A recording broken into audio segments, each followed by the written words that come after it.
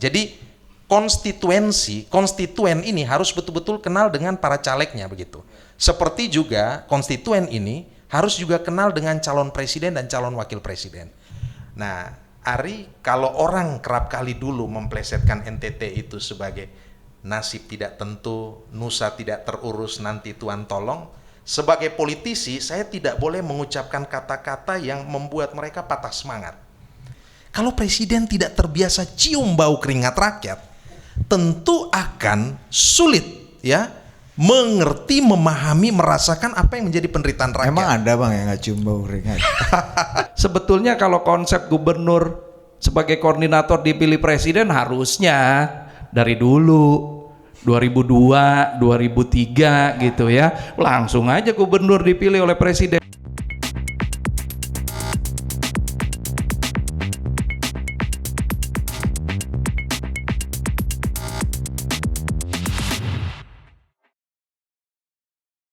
Oke, welcome to Total Politik. Wih, selamat datang lagi di Total Politik dan kita sudah kehadiran dua orang tamu. Ya. Ini di program kita namanya Menembus Senayan. Menembus itu kadang orang yang baru ingin menembus, tapi orang lama juga kadang-kadang udah enak, pengen balik lagi, suka lupa juga caranya gimana. Iya. Nah, kita uji di sini, Ri. Iya, buat ngingat-ngingatin aja. Ingat-ingat, oh dulu begini, oh gini tuh juggling-jugglingnya kan ya gitu bang. Dan ada dua orang di hari ini. Dua orang tamu calon kita. legislatif dari dua partai terbesar Ya. di Republik Indonesia, dari PD Perjuangan dan dari Partai Golkar. Iya. Dari samping lu dulu, Ri. Yang pertama, Ya, seorang mantan bupati, mantan legislator juga. betul. Dan akan menjadi calon anggota legislatif dan kabarnya juga menjadi calon kuat Gubernur DKI Jakarta. Karena beliau ini punya sekarang ketua DPD Golkar DKI Jakarta. Ya. Yang menurut gue nih, ini frankly speaking nih sebagai orang Jakarta ya, kantor partai yang agak beda dan cukup nyaman untuk community space. Gaya-gaya startup gitu. Betul, udah kayak di Silicon Valley itu, ya kan, cuma panas. Siapa dia? Ahmad Zaki Iskandar. Bang Zaki. Tepuk tangan dong. Anda di video Anda nih kurang semangat nih tepuk tangannya. Mantap. Gimana Bang Zaki? Kita nih dua orang aja tepuk tangan udah kayak 17 kan? Wah. Apalagi kalau 17. Nah, Kayak dua orang. Iya. Oke, yang kedua, Dir. yang berikutnya Dengan tagline nelayan tani ternak. kalau dulu NTT dia sebut nanti Tuhan tolong. Kalau sekarang Nelayan tani ternak. the one and only Ansi Lema. Halo Dit. Yang Halo, kabarnya Bang juga Zaki, hormat Bang. sering disebut-sebut ya calon kuat Gubernur NTT juga. Iya. Jadi ada dua calon Bukan gubernur. disebut. Ya nyebut Pak Pacul. Oh iya. Ketua Bapilu PDI ya nyebut, Oh, Bos. berarti kalau Pak Paculan nyebut itu yang bisa mengkoreksi siapa ya? Cuma Mbak Puan, Pak Sekjen Hasto sama Bu Mega. Iya. Iya, gua mau ke Bang Zaki dulu, Bang. Ini sebelum kita cerita soal bagaimana Bang Zaki setelah purna tugas di Tangerang, Bang, ingin kembali ke legislatif lagi, itu soal kantor partai itu bener nggak tuh, Bang? Ya, jadi kantor partai ini memang didesain tahun 2015 kurang lebih. Kemudian ada pembangunan sampai tahun 2017-an, 2018 ya. Dan sekarang memang aktivitas yang sangat luar biasa untuk Partai Golkar di DKI Jakarta itu terbantu dengan desain kantor Partai Golkar yang open space. Kemudian ada, ya kalau kita nggak cuma wacana, go green lah, terus ramah lingkungan, hemat listrik dan lain sebagainya. Memang kantor itu didesain untuk itu. Jadi 2018 kalau nggak salah 2019 menjadi salah satu kantor partai dengan desain terbaik untuk ASEAN. Oh, ASEAN. Iya. ASEAN, Bang. PAP pun kalah dong berarti. Kalah. Jangan salah. Iya Kak. ASEAN, Gua nggak ASEAN, ngomong lah ya. Iya, iya. Walaupun kantornya berdekatan juga. Ya, kita kasih PDI ngomong di PDI. Siap. Golkar lihat Partai Golkar kan kantor partai adalah wajah depan, halaman depan partai politik. Ini Pan sih gimana nih? Seberapa penting nih menurut Pan sih wajah depan kayak gitu? Iya, tentu kantor partai itu juga menjadi rumah buat rakyat juga ya. Jadi keterbukaan, open space, egalitarianisme itu kan bisa tampak di sana. Dan sebenarnya di NTT hari ini kami juga tengah membangun itu. mengintegrasikan konsep kultural ya. Nama bangunannya itu adalah Umalulu. Jadi mengambil konsep budaya Sumba ya. Kalau pernah ke Pulau Sumba itu salah satu pulau terindah di dunia. Nah, inspirasinya diambil dari situ. Dan mengintegrasikan konsep yang futuristik, modern, tetapi juga tetap mengangkat kearifan lokal begitu. Ruang terbuka, ada ya ruang buat anak-anak milenials, muda dan sebagainya. Tetapi kita juga, saya suka desain dengan Partai Golkar persis di Cikini ya, Bang Zaki ya. Itu betul. Saya kira itu satu hal yang baik dan saya kira tidak ada masalah buat PDI Perjuangan memberi apresiasi karena melihat kantor seperti itu. Cikini kegunang dia ya lewat sini. Tapi akhirnya kan memicu, jadi kantor partai itu bukan hanya milik kader partai saja, tapi open space untuk publik juga sebenarnya kan. Nanti ke depan kita memang harus dibiasakan juga. Makanya di area halamannya itu memang didesain ada seperti amphitheater kecil, kemudian juga kita pasang sintetis rumput yang memang buat di tempat itu dilarang merokok tuh. Karena bahaya ya kalau ngerokok di sintetis. Jadi di area itu memang kita sering buat kegiatan yang mengundang mahasiswa, terus kemudian juga masyarakat di ruang terbuka. Tapi ya kalau musim hujan kayak begini agak-agak bahaya. Kita kemarin nonton bareng World Cup ya, terus juga mungkin juga besok debat pertama kita akan nonton bareng di halaman Partai Golkar tuh. Nah, aku bicara kantornya udah selesai. Udah. Gak ada bridging langsung masuk ke tema utama. Betul. Ya, ini legislatif ini menjadi tema yang tidak terlalu dibicarakan karena pilpres sama pileg serentak, Bang. Nah, Bang Zaki dan Kak Hansi nanti bisa menjelaskan juga gimana merespon bahwa ternyata publik gak terlalu tertarik untuk membicarakan pertarungan pilegnya gitu di ruang-ruang publik kita sekarang. Lebih banyak isu-isu pilpres yang dominan dan pikiran legislator kita kayaknya kurang tereksplorasi gitu, Bang. Silakan Mas Zaki. Pak Arsi dulu dong. Tadi gua duluan. Ya udah, silakan. Ya memang realitasnya seperti itu ya. Bahwa memang hari ini semua mata tertuju untuk bicara calon presiden dan wakil presiden. Ya kan, pilpres itu menjadi yang ditunggu-tunggu oleh banyak pihak begitu kan. Dan kemudian ada kesan seolah-olah pemilu legislatif itu baik DPR RI, provinsi, kabupaten kota itu dianggap sebagai ya mungkin sekunder bahkan tersier kan begitu. Ya tidak bisa dipungkiri memang bahwa memilih presiden dan wakil presiden itu memang dalam tanda petik itu sesuatu begitu. Tetapi masyarakat juga harus kita edukasi bahwa pemilu kali ini itu selain memilih presiden wakil presiden 14 Februari nanti itu memilih DPR pada berbagai tingkatannya, bahkan juga memilih Dewan Perwakilan Daerah. Nah, sosialisasi, edukasi menyangkut kepemiluan ini perlu juga untuk ya disampaikan kepada publik sehingga publik itu menjadi voters yang memang well informed begitu, mendapatkan apa ya. Yang kedua, ya kalau kita bicara capres, ada calon presiden dan calon wakil presiden, memang kita melihat memang capres dan cawapres itu biasanya mereka tampil dengan visi, dengan gagasan, dengan orientasi pembangunan yang disampaikan ke hadapan publik begitu. Nah, ini yang mungkin juga tidak cukup luas dilakukan oleh para calon anggota legislatif. Mengingat, Bang Zaki ini kan pernah di DPR RI, pernah juga menjadi eksekutif. Bang Zaki, saya ini warganya Bang Zaki di Kabupaten Tangerang nih. KTP saya ini BSD nih, Bang. Nah kan begitu. Jadi Kabupaten Tangerang. Tangerang. Jadi mungkin anggota DPR karena tidak memiliki satu RPJMD, tidak punya visi misi, ya kan, dan program pembangunan. Keberadaan DPR ini, baik DPR RI, provinsi, kabupaten, kota, ini kan dalam tanda petik sebagai memainkan peran sebagai supporting system bagi eksekutif kan begitu. Selain tentu fungsinya adalah legislasi, fungsi budgeting dan Pengawasan, juga fungsi monitoring dan pengawasan begitu. Ya, tetapi kita ingin mau menyampaikan kepada publik bahwa expose buat calon-calon anggota legislatif ini juga harus semakin diperluas.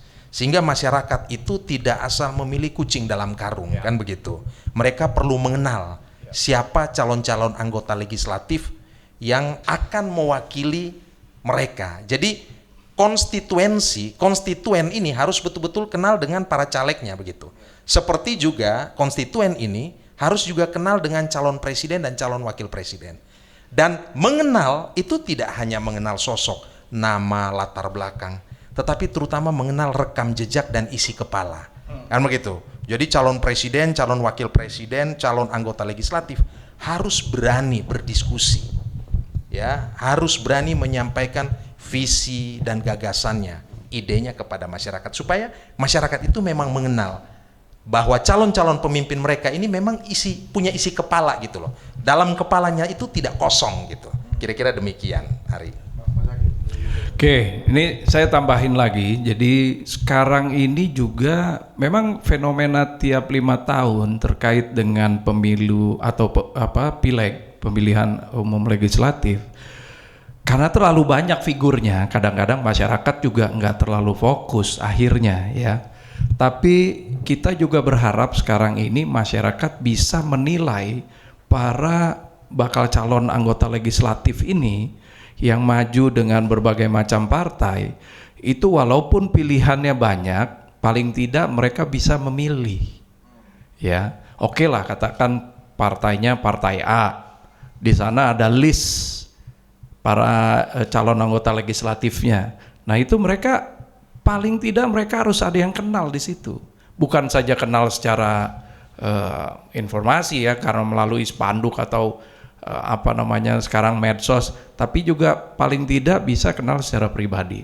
Ini yang juga memang para calon anggota legislatif sangat penting turun, bertemu, berinteraksi dan berdialog langsung dengan masyarakatnya, terutama votersnya, agar baik voters, masyarakat pada umumnya dan juga si calon anggota legislatif ini saling memahami daerah ini nih kebutuhannya apa sih, walaupun eksekutornya bukan dia, tapi paling tidak dia bisa menyampaikan pesan kebutuhan-kebutuhan masyarakat di daerah pemilihan dia untuk disampaikan kepada para eksekutif yang pengambil kebijakan, pembuat program dan lain sebagainya. Nah ini juga penting. Jadi kalau cuma majang foto aja, sekarang di pinggir jalan ada berapa foto, kita nengok kiri foto muka orang, kanan muka orang, depan muka orang, ada yang ngepel, ada yang sidakep gitu kan, ada yang macem-macem lah ya, ada yang nyapa begini, wah udah macem-macem, ada yang naik sepeda, bentar lagi naik kuda gitu kan, buat menarik perhatian. Tapi ya itu sebagai sebetulnya hanya untuk sosialisasi awal. Selebihnya mereka harus tahu baik kepada masyarakat pemilihnya ataupun kepada para calon anggota legislatornya. Nah, Bang Zaki dan Kak Ansi, forum ini memang tujuannya untuk itu, membongkar isi kepala dan juga rekam jejak para kandidat-kandidat calon anggota legislatif supaya masyarakat bisa tahu, kita bongkar di atas meja. Betul. Nah, mungkin dari Bang Zaki dulu nih, kita kasih highlight dulu buat masyarakat pemilih Bang Zaki dari dapil mana dan kalau bisa dibedah gitu, apa yang Bang Zaki ingin lakukan dengan keterbatasan wewenang yang nanti dipiliki di anggota DPR? Sebelumnya Bang Zaki jadi Bupati Tangerang, udah langsung bisa lakukan eksekusi macam-macam. Apa yang akan Bang Zaki lakukan? Oke, sekarang saya berangkat dari Dapil Jakarta 3 untuk DPR RI dari Partai Golkar nomor 1. Daerah pemilihannya adalah Jakarta Barat, Jakarta Utara, dan Pulau Seribu. Nah, memang sudah hampir 6 bulan terakhir ini, ya, saya juga sering berkeliling di tengah masyarakat ataupun di daerah pemilihan saya, yang sebagian besar kebutuhannya daerah-daerah seperti metropolitan, apalagi yang juga memiliki pantai, ya, itu kebutuhannya memang sangat luar biasa di sana. Tadi ruang, kemudian juga kalau yang klasik tuh macet, banjir, ya, kemudian sampah, air bersih, Ini adalah kebutuhan-kebutuhan dari masyarakat yang sekarang ini belum tuntas pelaksanaan pekerjaan penanganannya. Jalan mau ke sini aja tadi hujan sebentar udah banjir tuh. Daerah Kemang gitu kan, apalagi yang ada di pesisir pantai. Oh, ini gubernur yang lamanya maksudnya. PR buat siapapun nanti gubernurnya. Banyak sekali yang belum secara tuntas penanganan masalah klasik di Jakarta yang tertangani. Ini yang sering disampaikan oleh masyarakat, termasuk air bersih. Jadi ternyata di Jakarta juga ada daerah yang belum teraliri oleh air minum perpipaan atau air bersih perpipaan melalui PDAM. Entah itu karena memang tanahnya bukan tanah mereka, karena tanahnya milik negara, ya, bangunannya di atas tanah negara ataupun tanah milik perusahaan, atau juga memang karena keterbatasan yang lain. Nah, hal-hal ini yang harus kita sampaikan kepada pemerintah pusat maupun pemerintah provinsi DKI Jakarta nanti. Sorry, DKI-nya udah dicabut, daerah khusus Jakarta. Nanti kita bahas itu. Nah, itu bahas yang berikutnya. Jadi penting bagi kita untuk sebagai calon legislator, apalagi nanti duduk di DPR RI maupun di DPRD provinsi, untuk dalam kurun waktu 5 tahun melakukan upaya, walaupun kewenangan kita terbatas, upaya untuk memperbaiki dan juga merespon keluhan masyarakat yang ada. Sedikit, banyak, ataupun berasa atau tidak, ada upaya kita yang dirasakan oleh masyarakat, itu yang ditunggu oleh masyarakat. Jadi bukan cuma 5 tahun sekali kita datang menyapa masyarakat, atau setiap tahun ada event A, event B kita datang. Itu nggak menyelesaikan masalah, hanya untuk popularitas saja. Tapi sebagai anggota DPR, walaupun kewenangannya terbatas, paling tidak kita ikut membantu menyelesaikan masalah-masalah masyarakat. Sedikit banyaknya itu. Ya. Gansi, silakan Gansi. Ya, anggota DPR harus betul-betul mengenal rakyatnya dan mengenal daerahnya. Jadi harus betul-betul bisa memiliki kemampuan untuk mengidentifikasi persoalan rakyat dan persoalan daerah, memetakan kira-kira tantangannya seperti apa, sekaligus juga melihat kemungkinan potensi-potensi yang bisa dikembangkan dan diberdayakan, sekaligus juga bisa memberikan usulan-usulan solutif untuk pembangunan ya. Nah, saya ini kan maju dari, ini untuk periode kedua, maju dari PDI Perjuangan dan kemudian mewakili daerah pemilihan Nusa Tenggara Timur II. Itu mencakup 4 hingga 5 pulau besar di NTT ya, 12 kabupaten kota mulai dari seluruh di Pulau Timor, juga Pulau Sumba, Pulau Rote, dan Pulau Sabu. Nah, kalau kita bicara NTT, tentu NTT itu masalah yang utama antara lain satu, tingkat kemiskinannya relatif masih tinggi.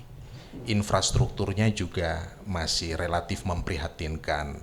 Kita bicara angka stunting dan seterusnya.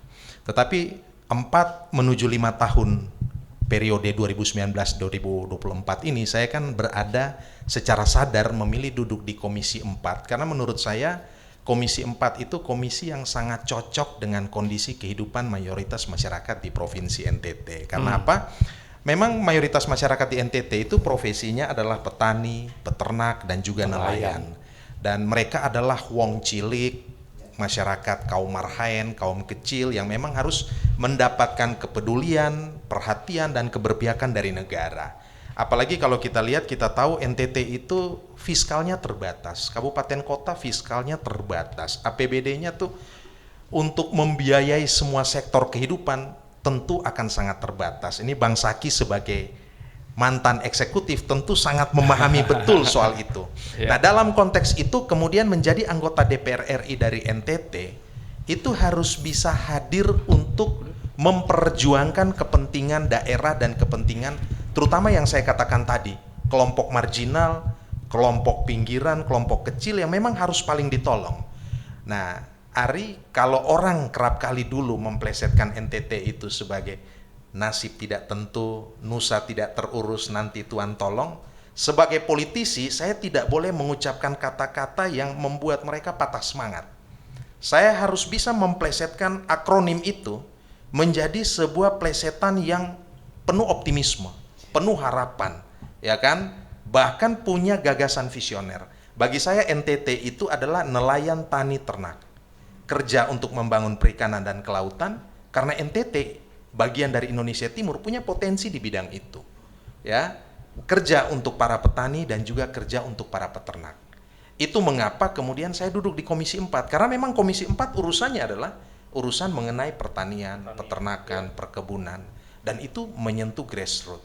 Dan jika Tuhan menghendaki dan masyarakat masih memberikan kepercayaan kepada saya di periode kedua ini, saya masih akan meneruskan, kalau terpilih nanti, dipilih oleh masyarakat, akan meneruskan di Komisi 4. Kenapa? Karena masih banyak petani, peternak, dan nelayan yang harus diberdayakan di sana. Apa aja yang udah dilakukan Karsi selama 5 tahun ini di parlemen? Nanti mungkin ke Bang Kalau Zaki mau juga tahu sebagai masyarakat panel. NTT itu bisa buka medsos saya ya, fanpage Yohanes Franciscus Lema.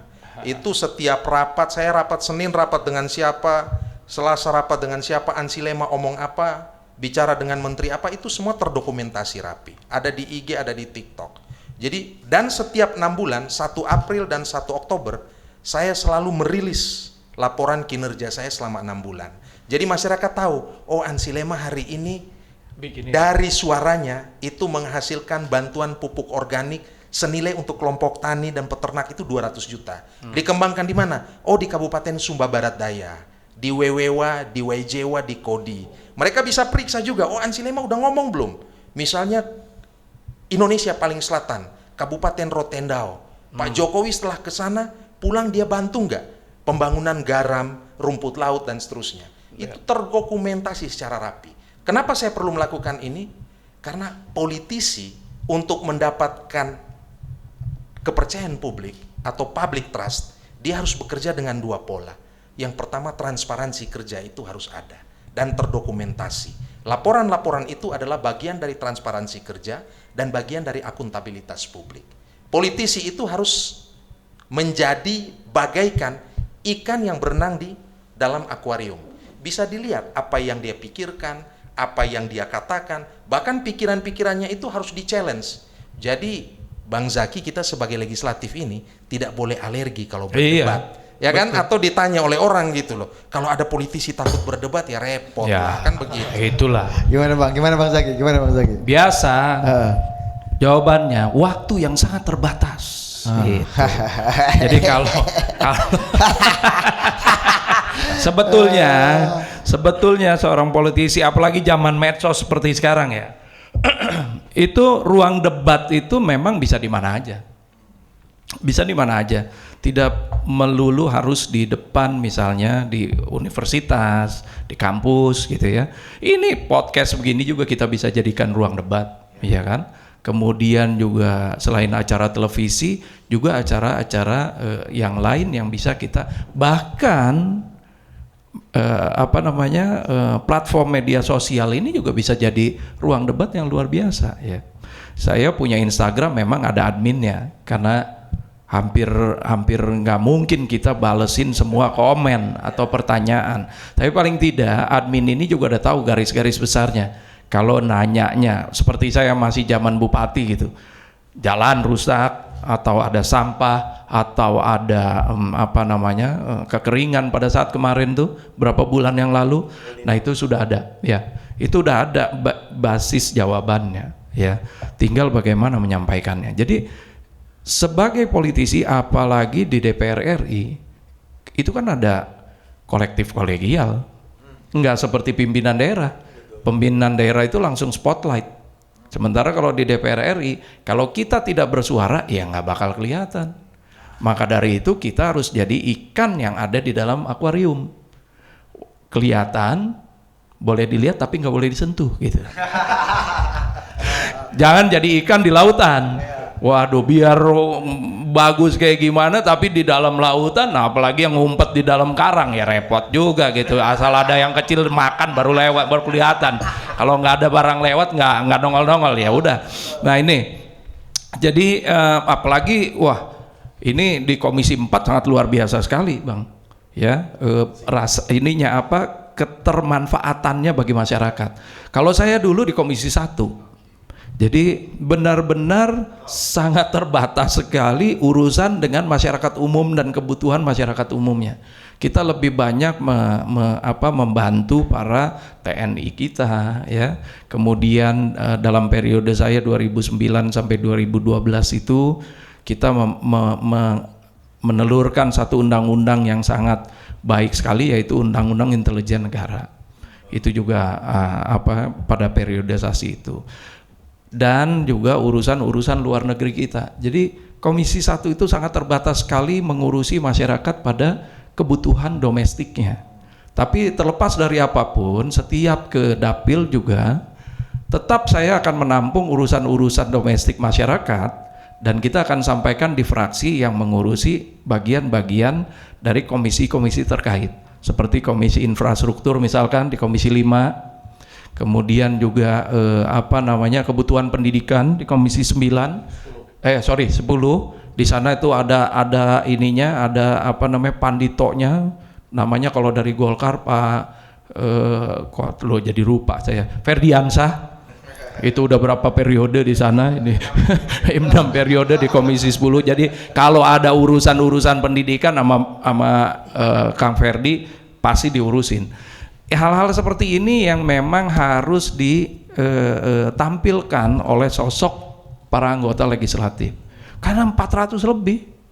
Dan tadi kalau kita, alhamdulillah nih Bang Hansi luar biasa sekali, ada laporan kinerjanya apa segala macam, kemudian upaya, dari upaya itu ada produk ataupun ada bagian yang dirasakan oleh masyarakat. Itulah fungsi kita nanti. Dan dengan itulah kita akan kembali, mudah-mudahan dipercaya oleh masyarakat, mewakili masyarakat yang dari daerah pemilihan kita. Oh, dulu yang bikin undang-undang intelijen ikut Bang Zaki. Ikut. Intelijen kita sekarang netral apa? Itu sebenarnya ada Dewan Pengawas Intelijennya. Oh, ada Bang? Ada. Oh, jadi cuman iya. Intel kita ini kadang-kadang pakai kartu nama.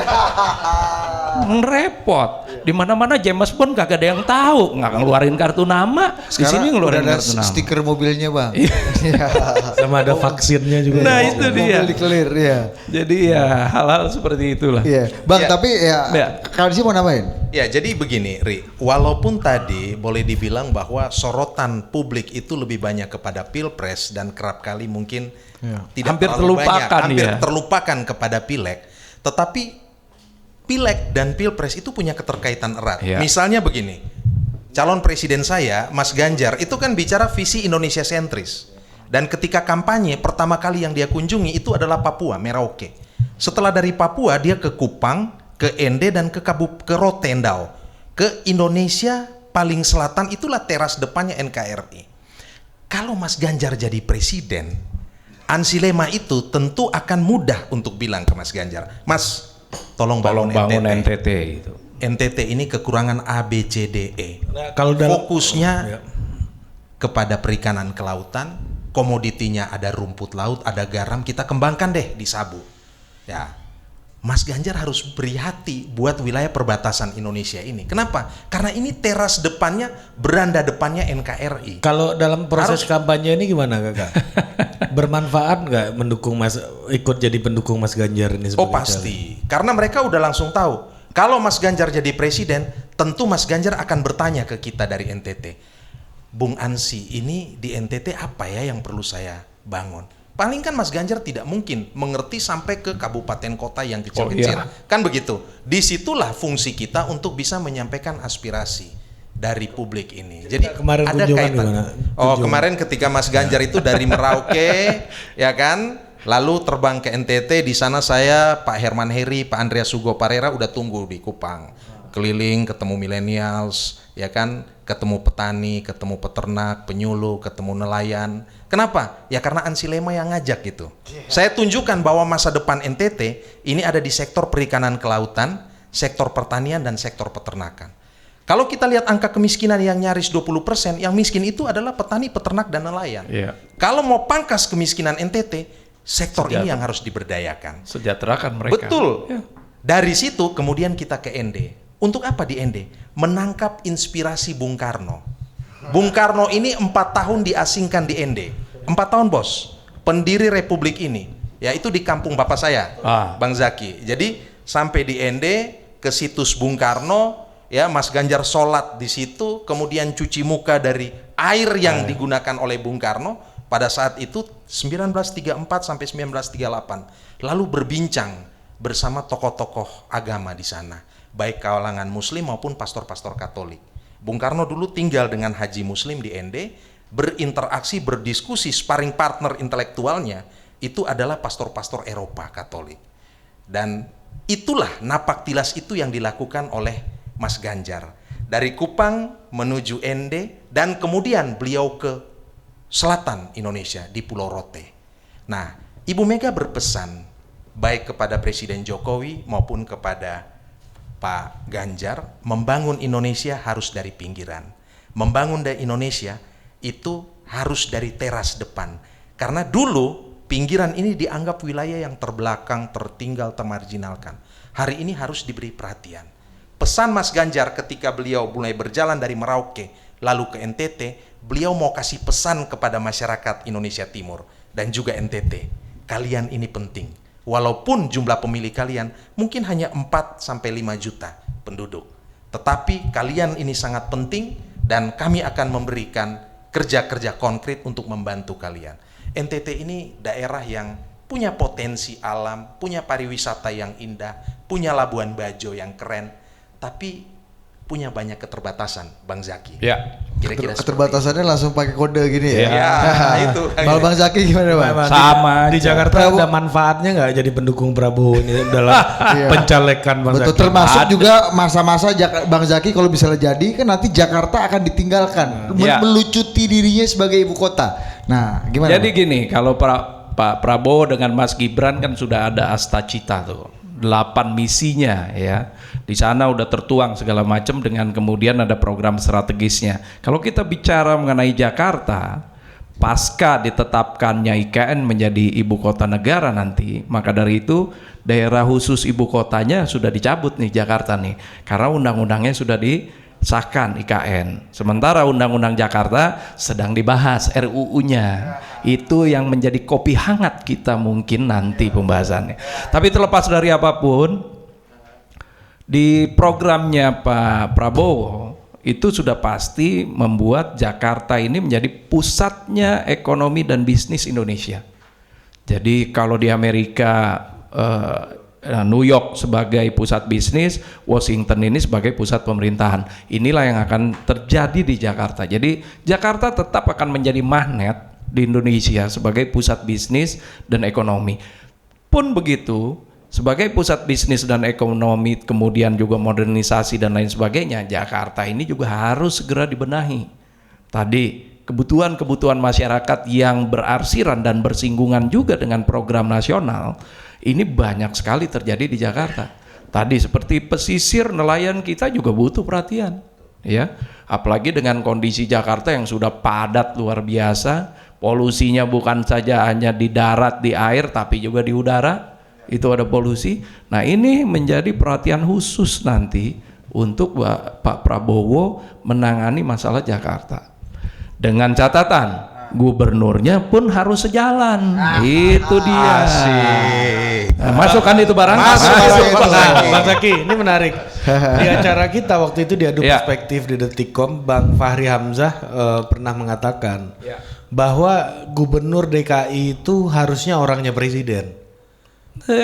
Paling tidak gini, satu visi dan misi pembangunan Jakartanya sama dengan RPJMD-nya, RPJMN negara, gitu. Jadi kan kalau udah ada RPJMN negara kan harusnya udah punya siapapun orangnya, mau orang presiden atau orang tidak presiden, itu kan punya guidelines gitu Bang. Sebenarnya begini, kenapa sekarang pilkadanya dibuat serentak? Dulu ya sebelum ada pilkada serentak yang tahun 2024. Ini menjadi catatan. Contohlah Banten. Gubernur Banten itu pilkadanya 2012. Kemudian bupati wali kotanya banyak yang pilkadanya 2013. Presiden baru ada di 2014. Jadi RPJMD provinsi sudah jalan, RPJMD kota kabupaten sudah jalan, baru timbul RPJMN baru di tengah perjalanan masa kepemimpinan 5 tahun. Nah, ketika RPJMN masuk di tengah-tengah, artinya dia harus kembali merevisi RPJMD provinsi dan RPJMD kota kabupaten. Di situ sering tidak sinkron.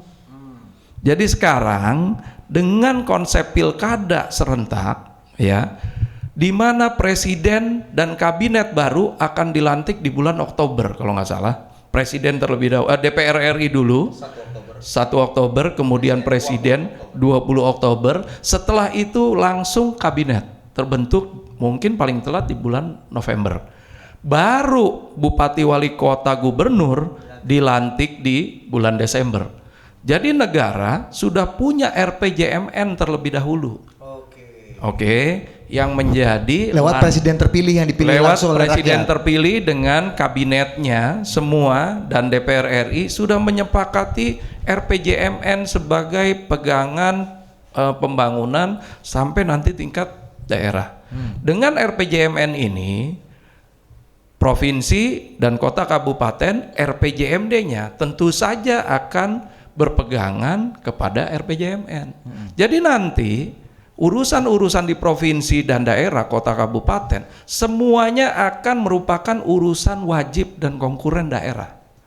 Jadi mohon maaf, nanti itu daerah apalagi tingkat 2. Misalkan tiba-tiba bangun stadion sepak bola, harganya triliunan. Ya nggak bisa. Sementara di sekeliling stadion bolanya masih banyak terdapat rumah-rumah miskin, rumah tidak layak huni, ya kan, ya kan, gitu. Maksudnya lebih baik bedah rumah dulu deh, bedah lingkungannya dulu daripada 4 triliun bikin stadion, akhirnya nggak dipakai siapa-siapa karena sewanya mahal. Itu kan terus kemudian biaya pengurusan infrastruktur perawatan dan lain sebagainya juga bisa bikin SMA berapa biji tuh tiap itu kan tahun. dari dana PEN itu bang. Ya nggak tahu lah.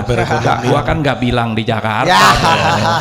Kan ada stadion lain juga. Tapi kalau abang gitu. jadi gubernur DKI waktu itu nggak dibangun tuh. Kenapa?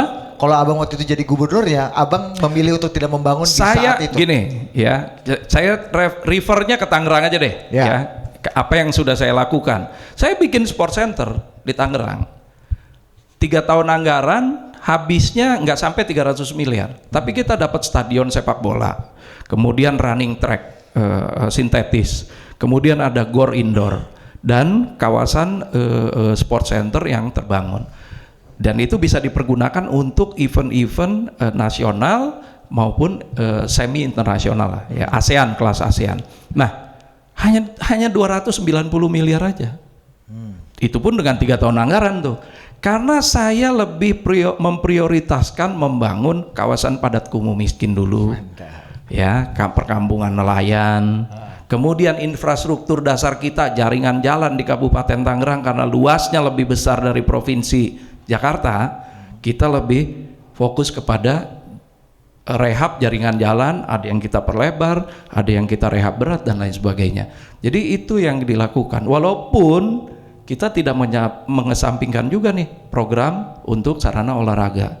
Tapi ini bukan prioritas. Apa yang terjadi ketika daerah membangun satu stadion dengan anggaran 1 triliun lah katakan.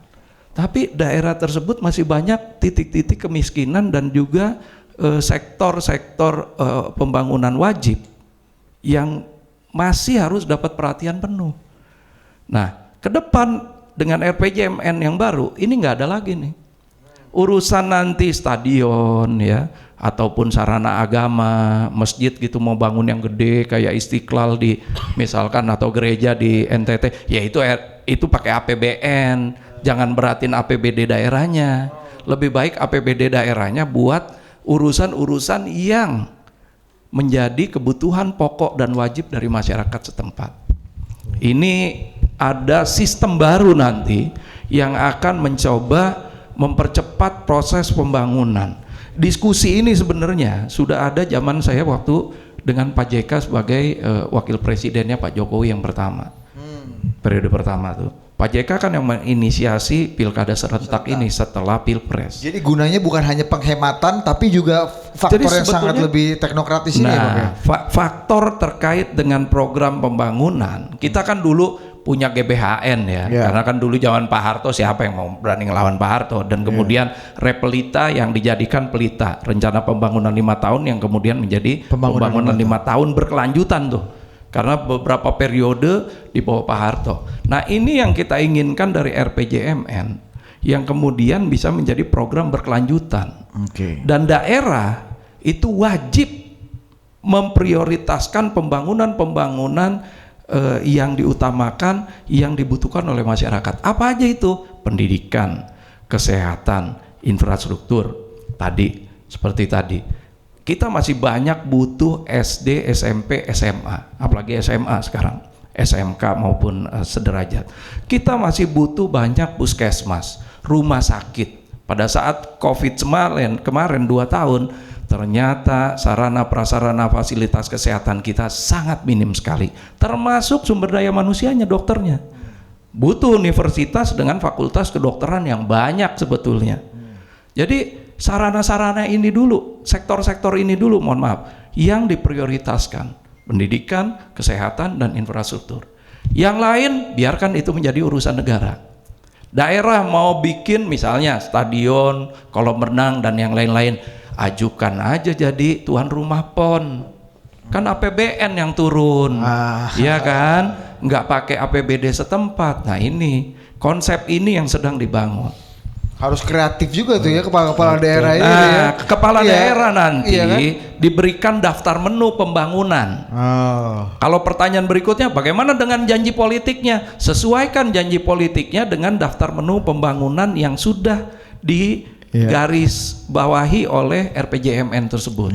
Kalau kita janji besok kalau saya jadi bupati atau wali kota atau gubernur, saya bangun SMA, SMK sebanyak-banyaknya.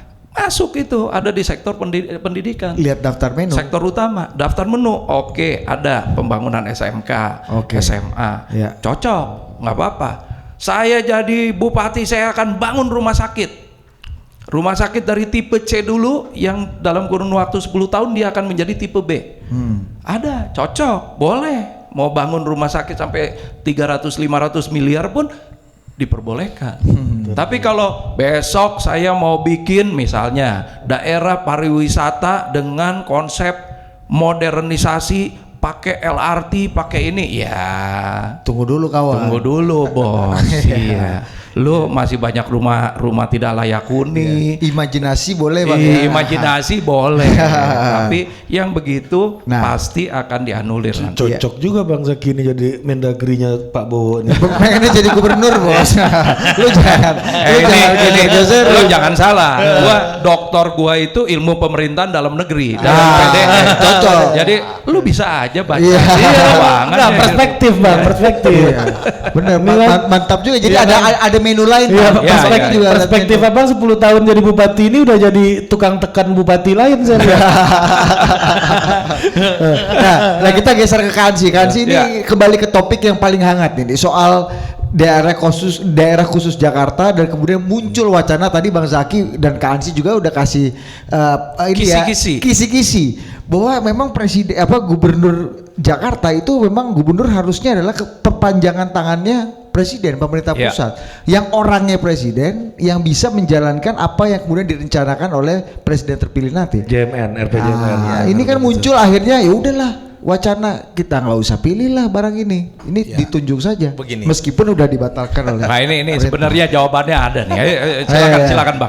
Jadi sebenarnya kata kuncinya itu perlu kata kuncinya itu perlu sinkronisasi antara RPJMN dan RPJMD. Itu menjadi kata kunci. Sinkronisasi itu perlu. Tetapi membangun Indonesia itu juga tidak bisa melulu pada perspektif core. Tidak bisa melulu pada perspektif Jakarta atau IKN.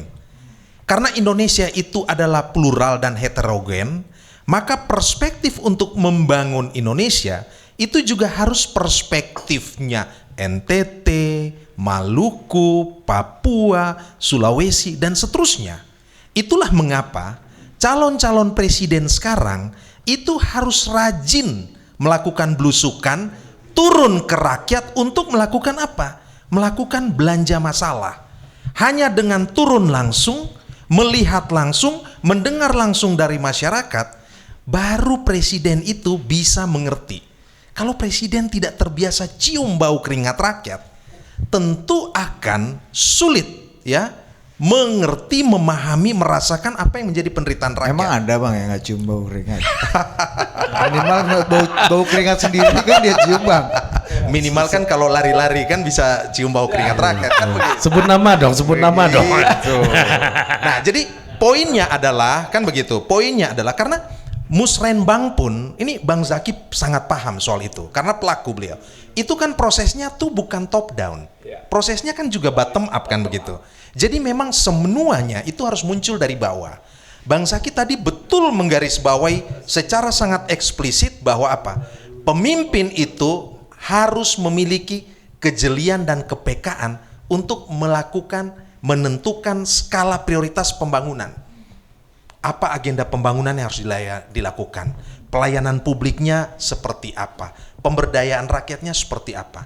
Kalau saya membahasakan APBD, APBN itu harus punya spirit pro pure itu kuat. Pro employment itu harus juga kuat. Sehingga jelas keberpihakannya. Jangan sampai belanja rutin itu sampai 60-70%. Sementara agenda untuk propur, agenda hanya untuk 30%. lapangan pekerja hanya 30%. Nah, ini dibutuhkan.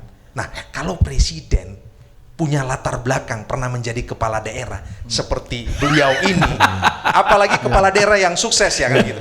Ini dahsyat. Nah, Seperti itulah. Mas Gibran Pernah gitu ya. menjadi Mas Gibran. Mas Gibran juga. Hah? Seperti Mas Mas Ganjar Gibran. 10 tahun bos. Iya. Bahkan pernah menjadi anggota DPR RI seperti beliau ini juga. Ya kan? Bang Ansyi Di ini cocok. Komisi 2. Bang Ansyi ini cocok juga jadi Menko Maritimnya Mas Ganjar.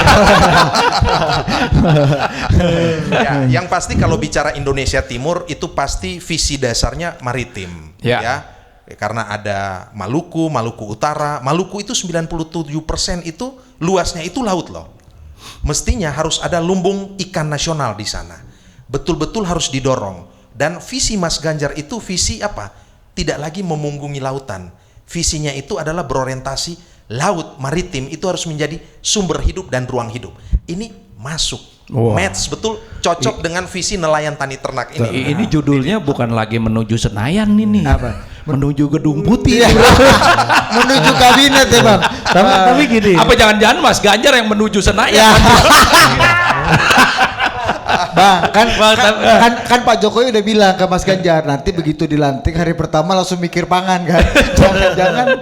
Ya, Tapi ini menarik nih omongan Iya, dari iya. Kakak Ansyi soal ini kita bicara agak teknokratik dikit Iya, Bang, iya. sebelum kita masuk ke hal politik di sesi selanjutnya. Ya itu tadi Kakak Ansyi sempat nyinggung bahwa belanja operasionalnya 30%, 70%, biaya Pembangunannya. pembangunannya 30%. Ya. Tapi bukankah secara teknokratik Bang, belanja operasional ini mendorong pertumbuhan ekonomi dalam jangka pendek? Persis di daerah. Dan itu dibutuhkan di saat-saat krisis kayak sekarang gitu Ya. misalnya. Nah, gimana sih proporsi ini Abang melihatnya kan kalau kita lihat dari Permen Q ya nomor yang soal performance based budgeting itu kan udah ditentukan 50%-an tuh. Tapi memang harus dicatat begini, daerah yang memiliki PAD yang sangat kuat, yang tidak tergantung dari transfer pusat, itu bisa dengan leluasa menggunakan APBD-nya. Berbanding terbalik dengan daerah yang transfer pusatnya sampai 70-80%. Ini yang paling banyak di daerah tingkat 2 ya di Indonesia. Apalagi untuk daerah timur ya. Daerah timur saya katakan nggak cuma NTT, semua Papua, kemudian Maluku. Kalau Tangerang Ini nggak paten ya Tangerang ya. kalau kita sudah lebih banyak PAD-nya ketimbang transfer pusatnya. Jadi kita sudah di dalam kategori daerah mandiri anggaran. Nah, Pokoknya di Tangerang ada BSD masa depan. enggak. Jadi poinnya adalah bagaimana daerah memanfaatkan transfer pusat ini untuk lebih banyak porsinya kepada sektor pembangunan tadi. Sektor-sektor kesehatan, pendidikan, infrastruktur, maupun nanti yang harus dijadikan prioritas di sana. Caranya bagaimana? Berapa tahun terakhir ini baik dari Kemendagri maupun Kemenpan RB memang sedang menyederhanakan organisasi perangkat daerah di pemerintahan daerah yang gemuk dan tidak efektif menjadi ya gemoy lucu, tapi kalau gemuk udah nggak lucu, sakit. Kalau gemuk gemoy, penyakit ya bang. Gemoy ini unyu-unyu. Ya unyu-unyu lah, masih agak-agak gimana ya. Meskipun dia bisa sakit juga. Jadi ini yang sekarang tujuan dari Kemendagri dalam rangka menyederhanakan bukan saja birokrasi tapi juga organisasi dari Pemda-Pemda di daerah, agar tadi anggaran operasionalnya tidak membebani anggaran untuk pembangunan. Semakin ringkas, semakin sederhana organisasi di pemerintahan daerah, akan semakin cepat bergerak daerah tersebut untuk mengalokasikan anggarannya ke sektor pembangunan. Kalau Tangerang per tahun rata-rata berapa belanja modalnya bang? Kalau kita dari PAD ya, dari kemarin 7,8 triliun, PAD kita itu sudah 4 triliun 4,1 sendiri dari 7,8, jadi sudah di atas 50% ya.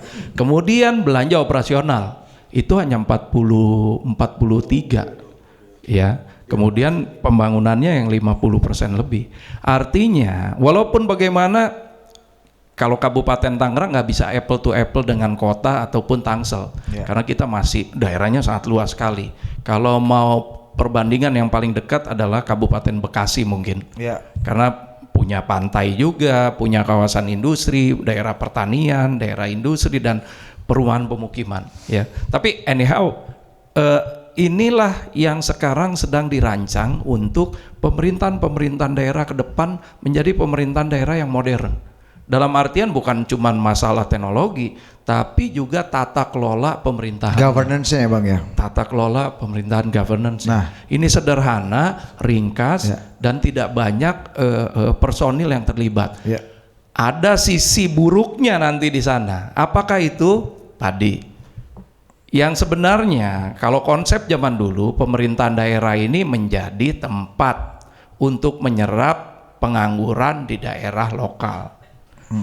Walaupun dengan kualitas yang kompetensinya ya nggak bisa dibandingkan juga daerah timur, PNS yang di daerah timur atau ASN dengan yang di Pulau Jawa. Ini pasti orang akan bertanya kompetensi dan lain sebagainya. Tapi oke lah, yang penting banyak tenaga kerja yang bisa terserap, kemudian bisa dibantu oleh APBD. Nah ke depan nggak bisa seperti itu.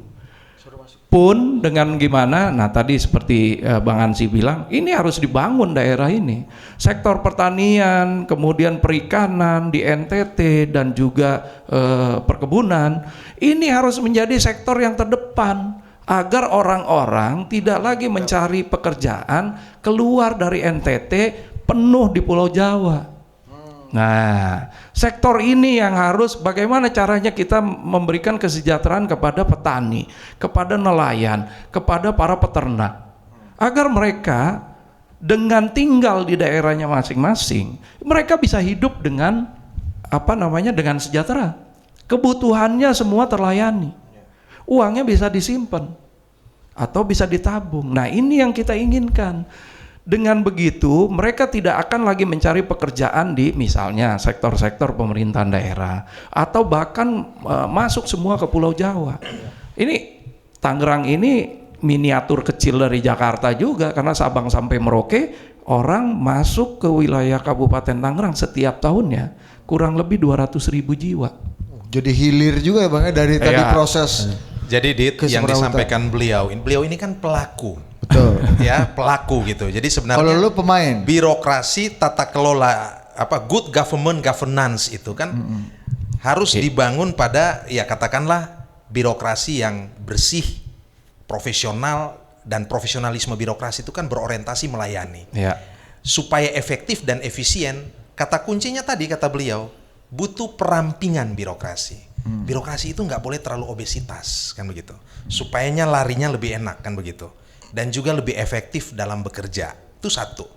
Yang kedua, betul tadi yang dikatakan oleh Bang Zaki terkait dengan kalau daerah-daerah yang memang punya PAD-nya tinggi, ya tentu aman. dia bisa aman, Ya. fleksibilitasnya lebih tinggi gitu loh. Tetapi kalau daerah yang bergantung pada transfer pusat, Nah, itu. ini dituntut lebih dari kepala daerahnya begitu. Ya. Harus betul-betul ketat, rigid menggunakan uang dan tepat sasaran. Iya. Kan begitu. Jangan sampai nanti belanja itu hanya sekedar buang-buang. Kalau bicara NTT, Ri, bangunan bawahnya itu nggak bisa geser dari perikanan, kelautan, pertanian, dan peternakan. Pariwisata itu bangunan atasnya, deh. Ada Labuan Bajo, ya kan? Ada kemudian Pulau Sumba, itu bangunan atasnya. Tapi ini fondasi dasar harus kuat supaya ketika Bang Zaki ke sana, kita pastikan Bang Zaki ini mengkonsumsi beras, sayur yang dihasilkan oleh petani NTT, ayam, telur, ikan yang ditangkap Organik oleh semua. organik semua. Nah, ini yang harus dibangun. Nah, dalam kapasitas sebagai anggota DPR Komisi 4, perspektif-perspektif ini yang harus kita dorong kepada apa? Menteri Pertanian, ya kan, Menteri Perikanan Kelautan, dan juga Bappenas. kepada Mas Ganjar sebagai presiden 2024 ini gitu loh. Kan begitu poinnya. Iya, udah benar ini, sudah Iya, benar. kita ya. masuk ke- Ini juga menjadi fondasi. Masuknya ke sana. Masuknya ke sana ini, jadi sebenarnya bukan road to menuju Senayan, Bang. Menuju tadi Istana. Merdeka Merdeka. Merdeka Nah, Utara. ini Dit yang tadi gue Ya. bilang, Oke. ini laporan buku-buku contoh aja laporan. Oke. Ini 4 tahun, ini Wah. 1 tahun kita laporkan, ini 6 bulan. Betul. Maksudnya biar masyarakat NTT itu tidak tuduh ansilema. Nah. 5D. Apa tuh? Datang, duduk, dengar, diam, doi, kata orang Kupang. Duit doang gitu. Nah, ini kalau udah dua orang ini udah kita pastikan udah nggak akan ada gitu-gitu ya. Bang, tapi sebelum Ini kita itu lebih tebal daripada tesisnya Budi. Iya. Meskipun dapat A minus gue, tapi itu tebel banget bos. Bang, jadi abang Ya. setuju apa nggak gubernur itu sebagai perpanjangan tangan itu memang lebih baik sebenarnya dipilih Sekarang ditunjuk oleh presiden. Kalau saya bilang konsep itu nggak pernah terlambat ya, konsep demokrasi di tingkatan gubernur itu sebetulnya kita masih bisa berkembang terus. Dulu diharapkan gubernur ini adalah sebagai koordinator pembangunan daerah, ya, di mana gubernur ini nanti memegang peranan untuk mengkonsolidasikan pembangunan di kota kabupaten di bawah daerahnya dengan pembangunannya pusat.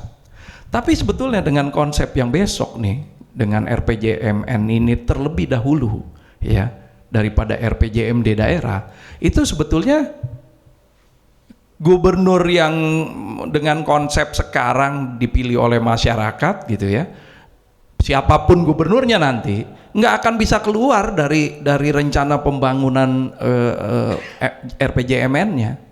Jadi siapapun gubernur DKI mau, ini kan kita sebetulnya kalau konsep gubernur sebagai koordinator dipilih presiden harusnya dari dulu 2002, 2003 gitu ya, langsung aja gubernur dipilih oleh presiden yang pilkadanya bupati wali kota. Tapi karena sekarang sudah terlanjur gubernur itu merupakan bagian dari konsep demokrasi sistem pemerintahan kita, ini harus ditanya lagi sama rakyat, bagaimana kalau ditarik lagi? Nah, ini yang akan menjadi perdebatan ya. Karena 2014 kan dulu waktu kita tahu Pak Jokowi menjadi presiden terpilih kan ada putusan di parlemen yang kemudian dibatalkan oleh Perpunya Pak SBY bahwa kepala daerah itu dipilih oleh DPRD kan. Iya. Itu pun mendapatkan pertentangan yang luar biasa. Pertentangan lagi karena kan 2002, 2003, 2002 itu masih di DPRD.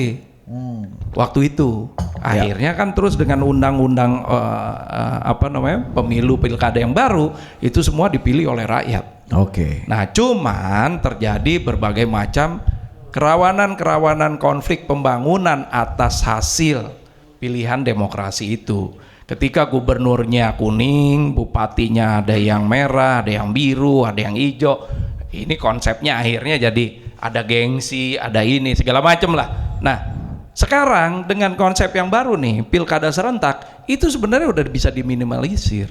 Jadi kalau kembali lagi ditanya apakah penting sekarang gubernur Jakarta itu menjadi gubernur administratif hasil dari penunjukan presiden atau gubernur yang demokratis hasil dari pemilihan rakyat, Dua-duanya sama aja karena konsep pembangunannya pasti akan dikunci oleh RPJMN.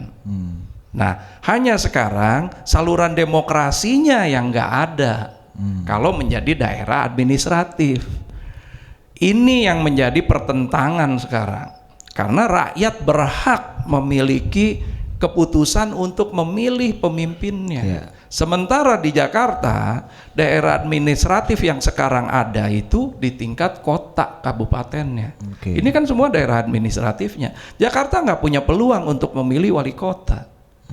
Jakarta hanya punya peluang menyalurkan aspirasi demokratisnya untuk pimpinan daerah di tingkat gubernur. Ini pun dicabut.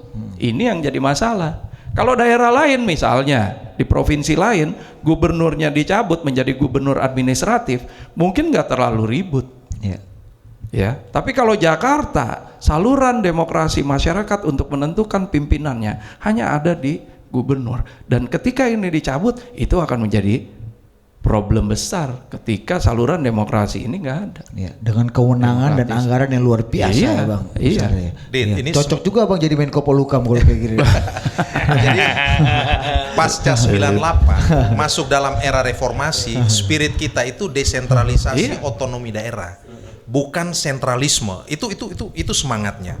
Yang kedua, kalau kita bicara desentralisasi, ini kan ada desentralisasi asimetris nih, kaitan dengan sejumlah provinsi yang merupakan dalam tanda petik daerah khusus, daerah otonomi, ataupun daerah istimewa.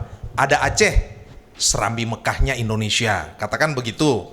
Ada DKI Jakarta, ibu kota negara. Kekhususannya di mana? Kekhususannya di daerah administratif pada level kabupaten dan kota madya tadi. Lalu ada daerah istimewa Yogyakarta. Ya, kita tahu Yogyakarta ini punya sejarah sangat panjang, lebih dulu dari Republik. Bahkan punya posisi yang sangat sentral spesifik dalam perjalanan kemerdekaan Indonesia. Sumatera Barat enggak maksudnya. Kan begitu.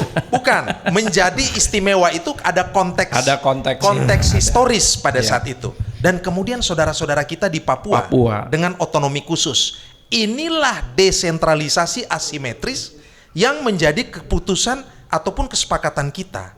Ya, desentralisasi asimetris ini adalah bagian dari affirmative policy terhadap daerah-daerah ini. Bukan berarti daerah lain itu didiskriminasi, tetapi karena kondisi keistimewaan, kondisi kekhususan, ya, maka kemudian 4 provinsi ini mendapatkan hal itu. Kira-kira begitu. Nah, sekarang khususnya DKI apa? Khususnya DKI lagi, khususnya Jakarta apa? Kalau hanya sebagai daerah khusus ekonomi dan bisnis, harusnya seperti provinsi lain, umum pada umumnya ya. Ini yang kita juga akan pertanyakan ke DPR sebagai pengusul RUU Provinsi Jakarta. Ini inisiatif DPR ya Bang ya? Ini menjadi inisiatif DPR. Tapi kalau soal ini PDI Perjuangan sikapnya udah tegas, udah tolak. Katanya 8 argumentasinya udah jelas. Katanya 8 fraksi setuju. Kemarin pas lagi paripurna diketuk sama Pak Ludwig nggak ada yang protes. Ya, cocok juga Abang jadi ketua DPR kalau